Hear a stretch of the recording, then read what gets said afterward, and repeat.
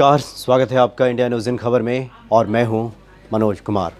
BSNL यानी भारत संचार निगम limited, जिसके सामने कभी एक वक्त था कि मोबाइल का एक सिम लेने के लिए लोग घंटों कतार में खड़े रहते थे, काफ़ी दूर तक लंबी लाइन लगा करती थी। लेकिन आज उस कंपनी की स्थिति ऐसी हो गई है कि कर्मचारियों के सामने हाहाकार की स्थिति है। अक्टूबर महीने की सैलरी तक नहीं मिल पाई है BSNL कर्मचारियों को और 80,000 कर्मचारियों का भविष्य अभी अधर में लटक गया है।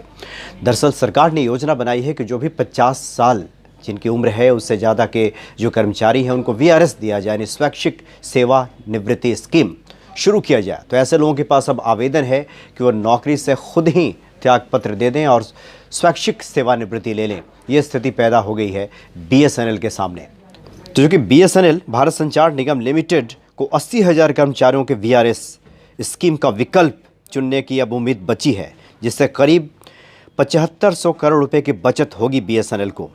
चूँकि राज्य के स्वामित्व वाली कंपनी से कर्मचारियों के VRS के लिए आवेदन की प्रक्रिया के विकल्प को शुरू करने जा रही है। कंपनी अपने कर्मचारियों को अक्टूबर महीने की सैलरी नहीं दे पाई है।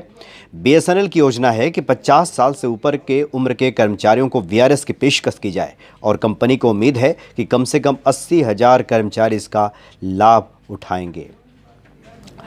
तो इस तरह की प्रक्रिया शुरू कर दी है। प्रबंधन और यूनियनों ने इसके लिए योग्य कर्मचारियों से आवेदन करने का अनुरोध किया है।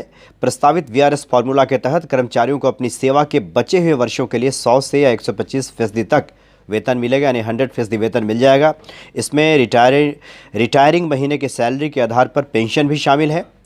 तो ये बातें BSNL ने कही है कि अगर 80,000 कर्मचारी स्वेच्छा से VRS लेते हैं तो कंपनी को 7500 करोड़ रुपए की बचत होगी और कंपनी में मौजूदा समय में करीब 1.59 लाख कर्मचारी कार्यरत हैं। यानी कह सकते हैं कि लगभग 1,60,000 कर्मचारी अभी काम कर रहे हैं, जिनमें से करीब 1.6 लाख कर्मचारियों की उम्र 50 साल से ज़्यादा है। तो ये कंपनी ने ये योजना बनाई है चूँकि BSNL अपने कर्मचारियों को वेतन नहीं दे पा रही है और ये स्थिति पिछले कई महीनों से बनी हुई है। पूरा दिवाली का वक्त गुजर गया, दिवाली पर्व निकल गया, लेकिन अक्टूबर महीने की सैलरी किसी भी कर्मचारी को BSNL में नहीं मिली है। तो 1,60,000 कर्मचारी फ़िलहाल वहाँ पे काम कर रहे हैं।